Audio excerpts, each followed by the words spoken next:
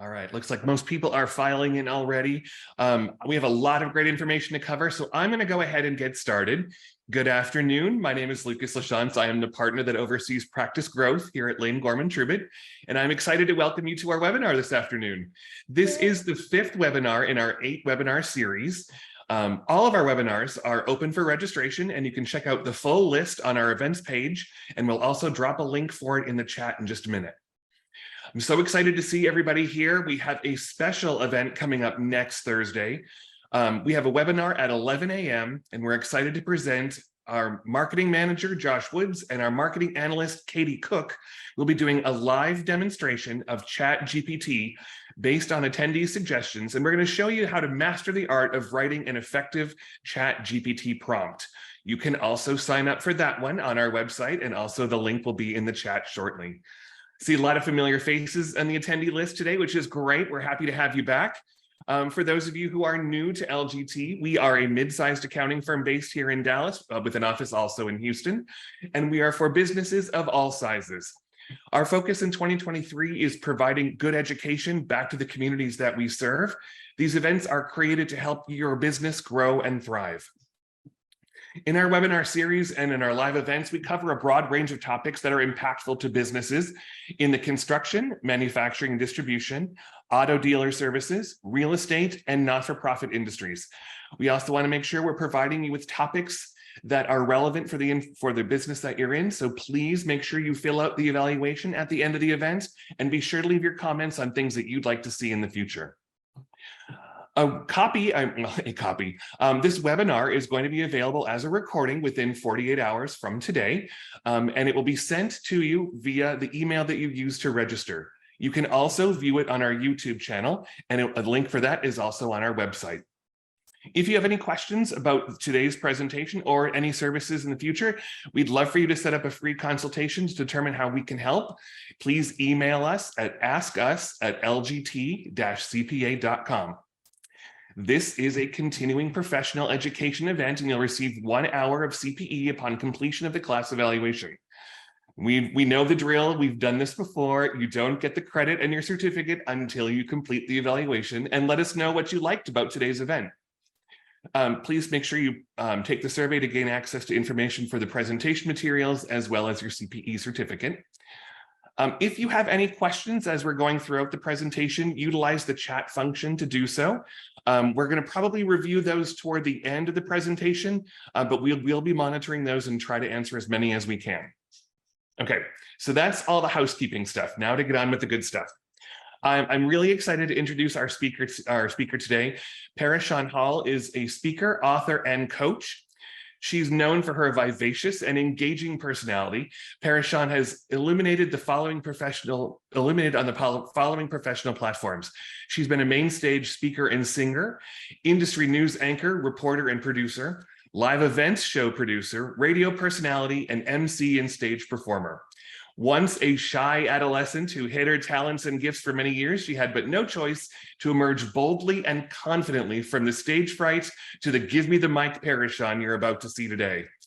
She's a certified John Maxwell coach, teacher, and trainer, and author of My Mama Told Me, Motherly Wisdom for Everyday Living, her debut book release, and Stewarding and Anointing, the Code of Conduct for the Kingdom, released in 2020. This prolific speaker, author, and singer delivers words of wisdom to inspire men and women to unapologetically and authentically become who they are. Great.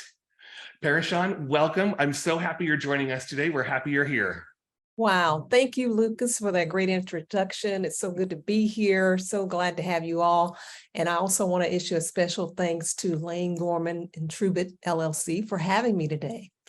And so we're here to talk about a communication culture. How can we not communicate? We've got to communicate. And I want to talk to you about 7 different ways to building an effective communication culture. That's what we're going to do. So I'm going to start out with my premise, which is pretty bold, but something I believe. It says a communication culture dictates the conduct of the culture. When I say conduct, of course, that involves behavior, beliefs, values, and how we treat people. basically our behaviors in tandem with how we communicate with people and how we build relationships with people. And since the success of a team rises or falls on the quality of relationships among leaders and their team members, hey, effective communication styles are essential. And we know this, they're essential to establishing healthy, high-performing teams. And that's what we want. We want to talk about the challenges. It's going to challenge you all as leaders to examine whether your leadership styles are, and ours too, I'm including myself into this mix as well, but it's going to challenge leaders to examine whether their leadership styles are building or dismantling their teams. And so by the end of this talk, leaders are going to be equipped with the tools needed to build an effective communication culture in the workplace. And this is not to assume that you don't already have that. Of course, there's always room for improvement, education, inspiration, that sort of thing. And, hey, let's just continue to get better. And we cannot not communicate. All right, a little more about me. So I'm telling you all this I'm doing a little focus on this part just to give an overview of how I've had to use my communication skills with teams and how that's kind of panned out over the years. So I do have a radio, television, film degree, a background in TV and being on camera and stage performer. So I'm always having to work with a team. And we'll talk about that because that involves a lot of interaction, relationship building, communication. It has to be clear. It has to be communicated. So, if you're casting a vision, you have to cast that vision out so that the team can grab a hold of it and find out their roles. And so also, I'm a certified business coach, a speaker and teacher, as well as Lucas mentioned. I wanted to expand my career. I started out behind the scenes in broadcast with a radio station. I ended up running a whole radio station by myself. I was on a shift by myself every time I went, and it scared me because everything was in my hands. I mean, if the station went off the air, I had to be the one to contact the FCC. I mean, had to go by these guidelines. People were calling in. I had to give announcements, and it was trial by fire in that experience. So that thrust me into a whole lot of things there in a great way. I do have 30 plus years in the workforce. Yeah, I started work at the age of 5, I think. So 30 years in the workforce industry, and that entails workforce development. So I've worked as a facilitator, a trainer for dislocated workers, people who are looking for work, and basically being a soft skills specialist, specialist. Hey, Lucas, do you have anything you want to say or ask me about being a soft skills specialist? Maybe give a little bit more clarity about what that all encompasses. I have an idea in my mind. Okay. But I want to make sure I am understanding it correctly. What does that entail? Well, soft skill specialists, it's heavily involved in etiquette. There's social etiquette, there's business etiquette, there's home etiquette, there is a home, there's protocol for everything. So mine, I say soft skills because it has to do with people and building relationships. You have to know how to speak to people, how to treat people, how to, and basically when it comes to personal and professional development, it's a big part of that.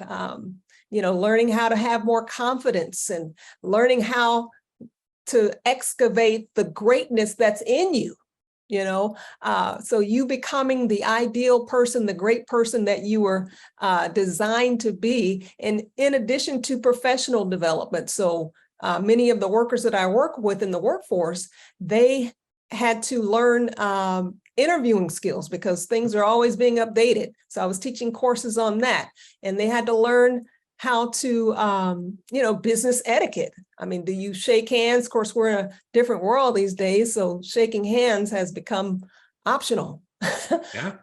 But basically how you build relationships through being polite and all of these other wonderful things that are involved in. So, but it's all about relationship building, how you interact with one another and understanding who you work with. You know, everybody's not the same. I always say there are no cookie cutter people, so there should not be any cookie cutter service.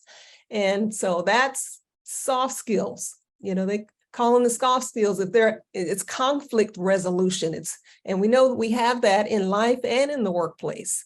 So we have to. I've always been kind of like a mediator, but I'll get into that. But that's what my role looked like as in workforce development as a facilitator. I was also a business development leader, which I was able to forge relationships with employers to allow them to come in and have hiring events in our centers, and to also advertise and prepare job seekers for the twain to meet at these hiring events. So we were able to get a lot of employers, the quality employees they were looking for, in addition to helping job seekers build their skill set so that they could land the ideal job and even have opportunities for training.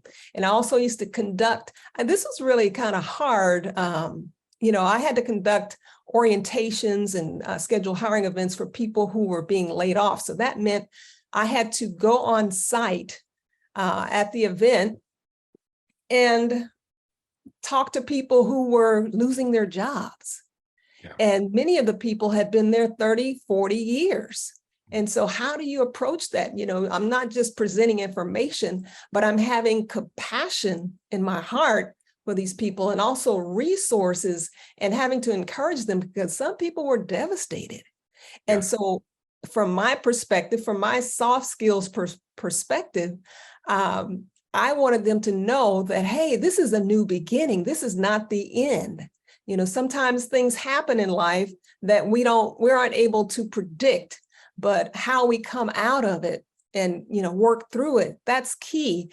And many people have gone into entrepreneurship. You know, they built companies of their own because they were laid off and they couldn't find a job. So it helped to really put fire under them to say, hey, I got to do something different. So it invoked change. So change is necessary as a part of life, as we know. So PeriSean, in those situations where, which has to be difficult, coaching people who are going through a termination process, for example, did you find any correlation with the different generations about how they reacted and how you had to approach a situation like that? I think about my mother, who was a teacher for 40 years. Mm-hmm. And you know, when I was younger in my career and would change jobs or change companies, she would just get so terribly nervous. And she's like, I don't understand how you're moving from one job to another. But she spent 40 years doing the same thing. Right. That's a great question.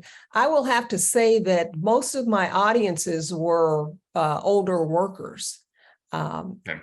And I'm imagining in my professional experience in observing the various generations, particularly the Gen X and the millennial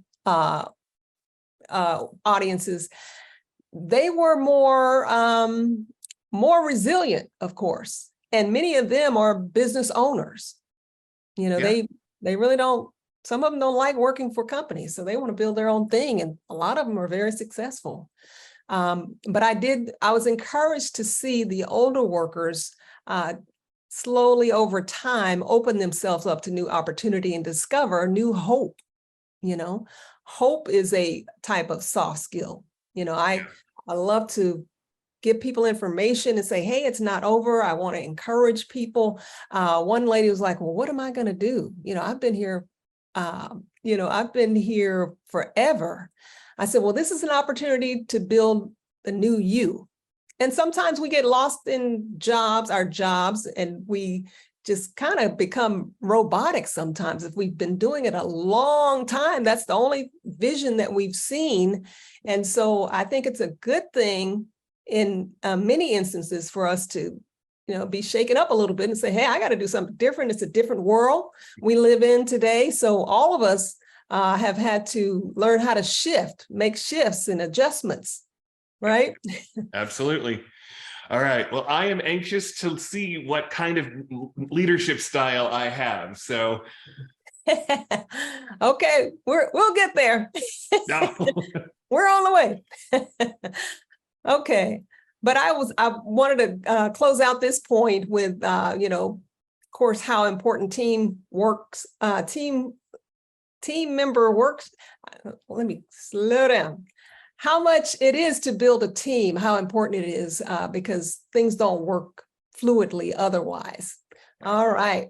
So in terms of customer service, you know what? I've got my own definition, Lucas. Okay.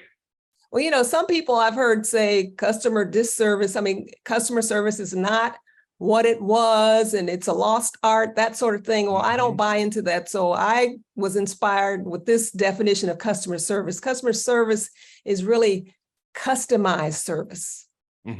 Customized service. So you don't cater, you don't give everybody the same type of service. I mean, you offer the same services, but it's about building a relationship, connecting with the customer. And Absolutely. I'm speaking of internal customers and external customers. Sometimes we treat our internal customers, our coworkers, as step brothers and sisters, or it's like, okay, we've got to build a better communication culture with that. We've got to treat each other well. We've got to respect one another. And so, because that's going to translate into our external customers in some way or another. We'll get too lax. So let's step it up there. And so, as you can tell by now, good communication, I'm going back to, it's all about unity. If you look at that word communication, it's about communing. So you're hanging out with a group of people. It's about unity. You're unifying with people, and it's about gaining clarity and teamwork. So, which is vital in all of our roles that we work in life, in relationships, at home. I mean, do you realize, Lucas, we cannot get away from relationships? No, and certainly in public accounting, our entire business model is based on establishing those strong relationships with our long-term clients. Right, absolutely. And that's critical for legacy, for future generations, for it to continue, right? Absolutely. Okay, well, I got a little story here I want to tell you. I was talking about in terms of how I'm the middle child in my family. And so I was always being put in the middle. And so it seems to have translated into the workforce as well, because I was working on a live production that was touring around the city of Dallas. And all of a sudden I was a stage manager, and the two leaders of our organization on the set, they fell out. Uh-oh. They stopped talking to one another. And next thing you know, I was put in the middle. One would talk to me. Well, both started talking to me. So all of a sudden I was in charge on this place. I was like, what? So everybody started coming to me. And so we know that communication can break down, but thankfully, those are the kind of things we find out under fire. What are you made of? Many times we don't know what we're made of until our feet are hot, right?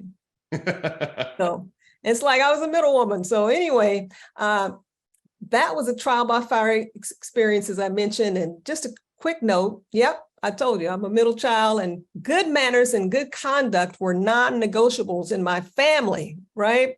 So hence my two books. Well, the one in particular, my mama told me. Now, why did I write that book? That book is full of etiquette for mama. What you didn't do, what you shouldn't do, and what you're doing well and how to continue to do well. But mama didn't play that. So I had to learn about rules and treating people right. So, all right. Absolutely. All right, let's go. We're still talking about communication. So I wanted to kind of start there, and then we're going to get to the leadership styles here in a moment. But we know that communication happens all the time, whether it's verbal or nonverbal, whether it's good or bad. So many of us, we can take a little time to think about how we were communicating with nonverbals. Perhaps we delivered a smile. That smiles are contagious, Lucas, right? Absolutely. Yeah. Or sometimes we've delivered a scowl, frown. Yeah. We've given a certain look, a pleasant tone, or even yelled at someone. We've all been guilty of that at some point or another, but we don't want to make it a habit of doing those things other than smiling and being pleasant. Of course, that's not realistic all the time, but there are other sides that we have to consider. And perhaps you've said nothing at all, right? To someone. You're in a room, you haven't said anything to them. And I want to say that's really is a loud statement, unstated, if somebody's not talking to you. So, but we've all had our moments. So, that is, so communication, I got this from the dictionary. Communication is the imparting or exchanging of information by speaking, writing, or using some other medium. It's the successful conveying or sharing of ideas and feelings. So that's what we're really aiming to do. And we're always communicating in some form or another, but we have a goal of effective communication to build healthy, functional, and high-performing teams and individuals. So we have to examine ourselves. We have to see how take a look at ourselves in the mirror and say, how am I doing as a leader? If I'm having certain issues with employees, my team, let me take a look first in the mirror at myself and see how I can realign things. We don't want to be in a blaming culture. We want to take responsibilities. I said, children point fingers, adults take responsibility. So we have to examine ourselves. And I led teams and I had to take a look at myself to make sure I understood my role in the situation and that instructions were clear so that people were signed on to the task. You want people to sign on and buy into the vision so that we're all working in one accord. All right. That's one of the reasons why we have to have an organizational flow chart, because things flow from the top to the bottom. There are positional rankings, decisions, outcomes, all flow from the top to the bottom. And this challenges leaders to take a look at ourselves and our leadership styles. So now we're going to look at the pros and cons of a leadership style and how it affects or impacts your team. So we're going to talk about the different types of leadership styles. So you all have your ears tuned in, and maybe you can identify which leadership style that you have. Maybe you can identify that in the chat. Lucas, you want to take a guess as the type of leader that you are? I hope that people see me as a collaborative leader, that someone that brings in and respects the opinions of all the people on the team. And ultimately, someone has to be responsible for making a decision, but my opinion is that shouldn't be made in a vacuum. I think that needs to be made with input from as many sides as possible that are relevant. Right. I love it. Love it. Okay. So let's see.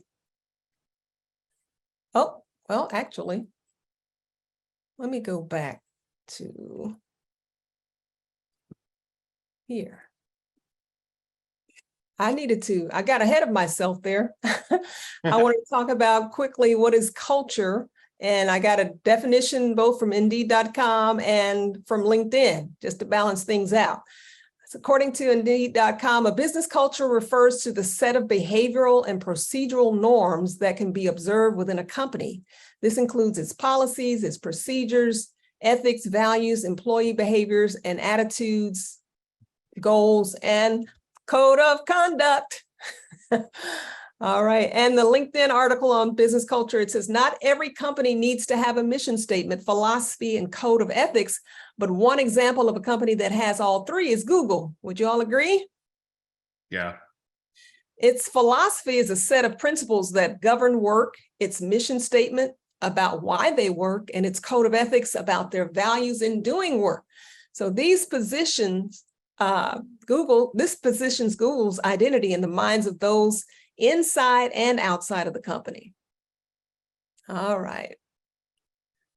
And I think, PeriSean, Yes, sir. I think culture is so important. We continually, as a firm, our firm, look inward to make sure that we are actually walking the walk, basically. And this particularly came to light. We opened up an office in Houston in 2023. And one of the key things that is so critically important for us as leaders in the firm is to make sure that the office in Houston doesn't feel like an outpost. The folks that work at Houston in the Houston office are just as much a part of LGT as the folks that happen to be sitting in Dallas. And absolutely. that is something that is very much top of mind for us, because it would be so easy for that office just to be off on its own and not really part of the true LGT. So that is something that's very important to us, and we continue to look inward to help develop and maintain that culture so that everybody feels integrated into what we're doing. I love it. And that is that's culture intertwined with customer service. It's, you know, customized service. It's, you know, customer servant. You know, we're all servant leaders, hopefully, in some form or another. So that's what I will say about, I've already talked a little bit about customer service, so I'm going to get to the leadership styles. So Indeed has listed 6 different leadership styles and when they're best used. Are y'all ready for this? Yes. Are you ready for this? I am. I'm ready. I'm ready to see what the options are. Okay. All right. Da, da, da, da. The first type is the authoritarian style. All right. Anybody know anybody like that? And basically, all of these are great leadership styles, and no one encompasses one in particular. So I'm finding that, you know, we all have characteristics of all, but some may be dominant, more dominant than others. All right. So authoritarian leaders, they impose expectations and they define the desired outcomes. So basically, they say, do as I say or else. Hello. That can quite sum up the command and control of this type of leadership. And one of the advantages is decision-making is efficient and produces consistent results. Okay. I once had a boss that told you clearly what he wanted to do, you know, what he wanted done. So of course he was authoritarian in his style. He told you what he wanted done, and that was it. No questions asked. And he is a type of man you wanted to get the job done and follow his instructions immediately, efficiently, and effectively. You did not want to fail him. He intimidated. This style can be somewhat intimidating, but he intimidated many people with his leadership style, but he was much admired by many, including me. So we knew what to expect. And I don't want to say a disadvantage, but it could be. This style is generally considered to be one of the least effective management styles. No one likes being controlled, so it can result in high employee dissatisfaction, high staff turnover, low quality work. It can stifle creativity and innovation. But it's best used when a decision needs to be made quickly and when the leader is the most knowledgeable person, which in my example, he was. You have some feedback on that, Lucas? I do. For me, this is not a management style that would work. I have way too much trouble keeping my mouth shut to work in an authoritarian environment. Right. But I can understand situations when this would be valuable. I work with a bunch of creative folks, and I couldn't see this. I couldn't see this flying. Gotcha. I would have to agree in that sense. Okay, moving on to the transactional style. You know, immediately I thought about the quid pro quo thing. It's like, okay, you do this, I'll do this. Yep. You know, whether that's punitive or it's a form of reward. All right, but the advantage of a transactional leadership style relies on transactions to motivate team members to achieve objectives. This leader will reward or punish team members. There we go. Reward or punish team members based on achieving or not achieving a certain goal or meeting a target. Employees can be awarded with a promotion in exchange for high performance, for example. Or sales teams might get a bonus for generating a certain number of leads by the end of the quarter. Okay. Yeah, feedback? I'd like the example about the sales team, but my first question when you say that is, what about quality versus quantity in a situation like that? I mean, you can generate a certain number of leads, but if they're not really viable leads, Right. are we achieving the goals that we're trying to achieve as a company? Hello. And see, that's part of that could be the disadvantage side of it. Yeah. Because sometimes we're looking at what's immediate, sometimes people get stuck on numbers. You know that in accounting, right? No. It's all about the numbers. And I'm like, no, it's all about the people. Yeah. So yeah, that is a disadvantage. And it also, there's another type of disadvantage in this style because it relies on extrinsic motivation. So it's coming from the leader, and that can wane over time, and it might actually reduce the team members' intrinsic motivation to succeed in their work, as you're saying. It may demotivate them as well. All right, that's the transactional style. What style is that, Lucas? We have the democratic style, right? There you go. All right. Well, this type of leadership is often effective because it results in engaged, motivated teams that have the opportunity to grow and develop and exercise authority. All right. Of course, this style is also known as participative. I'm putting a lot of vowels in here and stuff. Okay, this style is known as participative leadership. So they welcome the input of their team, where the leader may even ask, well, how do you see it? And they may even actually do a vote, get a vote from the group. Mm-hmm.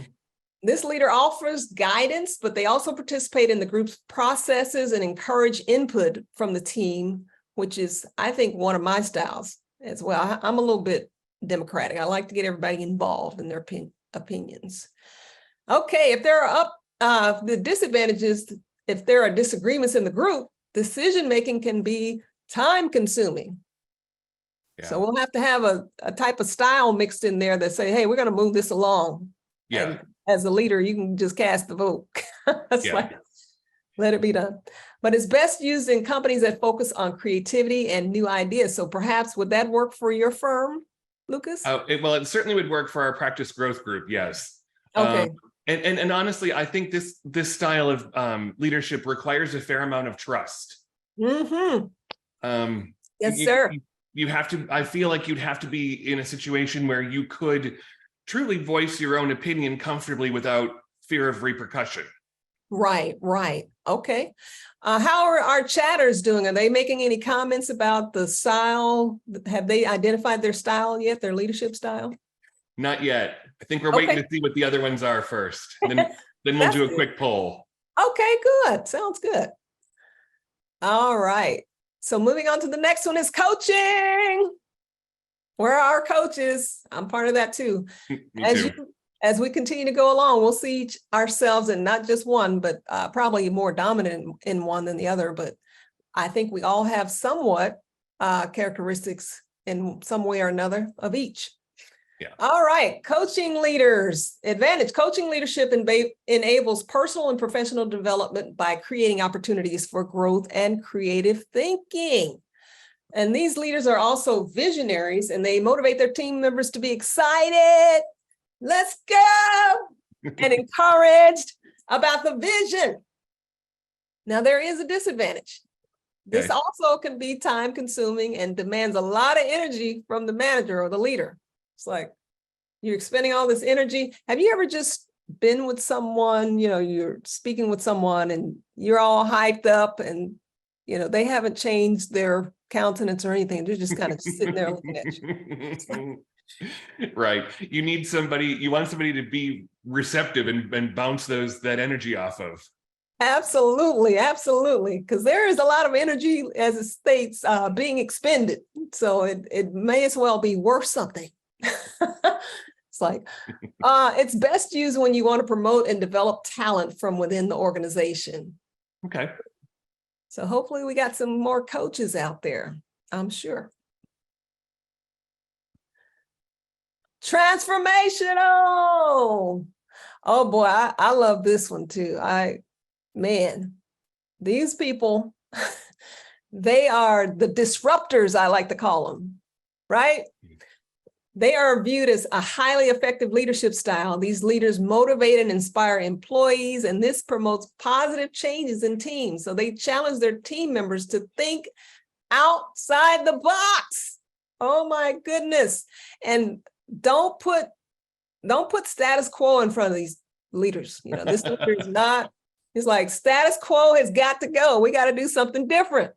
And these type of leaders are always trying to transform the way the company does things for the good. Okay.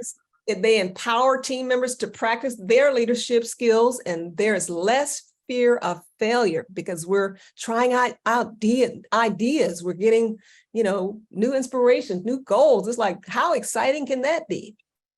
Now, a disadvantage of it is if it's not used in the right way, managers might fail to get the best out of employees, and this could lead to burnout. But this type of leadership works best in growth-minded companies because of its focus on organizational change. All right. Okay. Laissez-faire. Can you say that in French? With my last name, Lachance, you'd think I'd be able to, but no. Okay, well, I took my stab at it. This is a French term that literally means allow to do.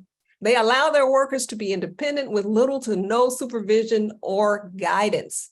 Team members are often on their own to make decisions, and while this type of leader, they may expect a level of performance from their employees, they don't actively check in with them. Which can lead to workers to interpret things on their own and mess up stuff and even make up their own rules. It's like, what happened in here? It's like, a teacher leaving a classroom of kindergartens to themselves. It could be. I need way more structure than that. Yes. That's not a management style that'll work for me. Right. Well, one of the advantages is the team members are empowered to utilize their creative juices and build leadership skills, and there's less fear of failure. I think too, Lucas, as you mentioned earlier, to your point earlier, there has to be a great level of trust. Yeah. In this type, it's like, you just don't give this to anybody. Yeah. Well, and as you're presenting them too, I'm kind of picturing these different management styles all along a different spectrum. Because you started off with the very rigid and very authoritarian leadership style on one end, and at the other end of the spectrum, you've got basically the laissez-faire, total hands-off, lack of structure, which also doesn't appeal to me, almost as much as the rigid structure of the authoritarian doesn't appeal to me. Wow. I would think most people would kind of fall somewhere in the middle, like a bell curve. Right. I would have to agree with that. That's good. Good point. Yes, so I don't think we're going to get any more loose than this style, but okay, well, this style is used among highly skilled, highly self-motivated, and experienced employees. So that's a good thing. And individuals on that team must be proven, as we mentioned, and trusted to make good decisions. So we just don't start handing out stuff to people who can't handle it. Right. All right. Okay, that was the last one. All right. But I want to just give an overview. I got to give away the 7 ways to build an effective communication culture, because we got to get to the questions. Okay, so take a look, everybody. That's trust. We got to have trust, as we mentioned. RESPECT. I know what it means to me. RESPECT. You got to have respect. Okay, moving on. Integrity, of course, we got to have that. Kindness, commitment, forgiveness. Has anybody ever heard of that? We have to forgive people. Things happen among co-workers and relationships. We do not need anybody not functioning properly in their work relationships. Is that right, Lucas? That is correct. And I like, I often hear it phrased as extending grace. Yes. Yes. I love it. I love Yeah. it. And lastly, we've got to be a team player. Got to be a team player. So. Yeah. So PeriSean, we put up a poll so that the attendees can weigh in on what is their particular leadership style. Okay. So we've got them all listed from authoritarian all the way through to laissez-faire. And so if you're one of the attendees, if you go ahead and vote on what you feel your management style is. Not necessarily the one that you respond to, but the one that we feel that you bring to the table. So we'll give everybody maybe a second or two to respond to that poll. And then I do have a couple of questions that I wanted to run by you as well. So I wanted to touch base, go through those really quickly. All right. While we are gathering the results of the poll, that'll take another 30 seconds or so to get those up and running. I wanted to ask a couple of questions. I've been making some notes as we've been talking. One question that I think is kind of important to ask is, what does it mean, or what does it convey to the other members of a team or a group when a leader has a favorite? Oh my goodness. I've seen this. I've seen it. I've experienced it. It's definitely demotivating. And it's like, hey, this is the model person. They're not considering anyone else. They're not helping to grow other people. They're just focusing on this one person and, parading them around as the example. And so I think they miss out on so much by not getting to know and reward people, according to who they are, and recognize people, and not, I think it's bogus, basically. Well, I can absolutely see how it'd be demotivating, of course, because I feel it would be exclusionary too. I mean, exactly. If you may not necessarily feel that you have the option or the opportunity to voice your opinion. Exactly. Yeah. I mean, we just remain silent and follow rules. Yeah. Okay, so we did get the results in. We had 38 people cast the ballots before the poll closed. Okay. We didn't have anybody vote for the authoritarian leadership style, which personally makes me happy. And actually, it turned out kind of the way that we had discussed. It looks a little bit like a bell curve. Right. Most people seem to be falling in the democratic or the coaching style, Yes. which I would have to say is where I would want to end up. Me too. I'm with you on those two. Yep. We did have a couple folks who were laissez-faire, though, who are pretty hands-off. So yeah, but I still like that transformational. Yeah. That honestly, I think that just sounds exhausting. So, all right. And so another question, I feel like I know the answer to this, but I want to get your spin on it just to make sure. Okay. So should leaders take responsibility when things go wrong? Yes, please. I think they should investigate what's going on, because I've seen too many blame their team members. Yeah. And it's like, well, first of all, you're the leader, you're responsible. So let's take the blame. When coaches lose football games, they take responsibility for the loss. So I think a real team leader, a real leader, they don't take, they give the team accolades for the wins, and they take the losses. Yeah. Yeah. Another question too, I've seen and heard in the past, not today, of course, but I've seen and heard in the past, the word manager and leader used interchangeably. And in your mind, do you draw a distinction between those two different types of words? Is a manager always a leader, or a leader always a manager, or vice versa? That's a great question. I think in terms of being a manager, I think they're more, from my experience, more focused on managing processes. Okay. They may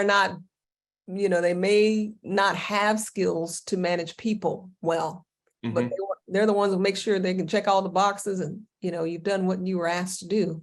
Right. I think leaders inspire, they're open. They want people to explore their greatness. I mean, that's my thing. It's not too late to be great. That's my phrase. But leaders, they lead the team, but that also they can take the position of following the team, because they've given enough instruction and enough training with the team to now let them do it. They give other people opportunities to express their leadership. Okay. So it's about creating an environment where the members of the team are able to be their best self, their most authentic self. Absolutely. Absolutely. Okay. All right. I like that. So what can leaders do to bring synergy to a team? I would say, how do you put it all together? I would say be the example. Okay. Be the example and encourage team members to not be in a competitive mode, but be in a collaborative mode. Okay. That's because, I mean, sometimes we're on teams and we start competing against each other and it's like we've lost sight. Then it becomes, what they say, there's no I in what? Team. And it's like, it's not about individuals, it's about teamwork. So if one succeeds, we all succeed. If one has an error, we all work together to solve the problem. So what, we're coming up on time, but I want to ask this one too really quickly. I have seen this, certainly not where I am now because everything is wonderful at my firm, but I have been at other situations in the past where there has been one bad apple. Do you have any advice or any thoughts on how to coach when you have somebody that doesn't fit into the team well? I would say definitely sit with that person one-on-one and find out what their goals are, what they're wanting to achieve, and give them an opportunity to express what they may or may not be interested in. And you have to determine as a leader whether or not that will be a fit. And if it is not a fit, then I would encourage the leader to work with that individual to help them find their fit. Don't just kick them out, give them an opportunity, because sometimes people are quiet. They don't give much input. It may appear that they're not interested or they're not motivated, but in reality is we as a leader have not actually tapped in to find out what's going on and what's going on. Let's talk to the person. So as leaders, we have a responsibility to be part of that discussion, to tackle that discussion. Yes. And see if it isn't a good fit, or if they're not engaged or don't appear to be engaged, then to explore what would get them engaged or bring them around. Absolutely. Absolutely. Okay. I would say exhaust all avenues, and and I think ultimately that employer or that employee could end up making a decision for him or herself. Yeah. And sometimes that's the case. People will self-select if they need to. Okay. All right. We're coming up on time. Any last words of wisdom, any final thoughts that you want to leave us with? Any specific takeaway you want us to take away from this? That's a great question. Well, it's all about people, people and relationships. And we have to be mindful of how we're, as leaders in particular, how we're communicating with people, how we're managing the relationships. We can't just manage the work, or the problems, but we must manage the relationships. So there's clear communication, there's two-way communication. I've seen people, some leaders, certainly they say they have an open door policy, but only to have a closed door policy. It's like, okay, I thought the door was open, Yeah. But to just keep the communication lines open and continue and make a personal commitment to become the best leader that you can become. So it starts with us. Man in the mirror, That is woman in the true. mirror, you know, That is true. it always starts with us. And, you know, we have to cultivate relationships. I mean, people coming in, they're learning the culture of the company. They're learning themselves in that particular role. They're learning about their coworkers. So we have to be open to a time of acclimating them into the culture. Okay. So, Okay. Again, it comes back to extending grace.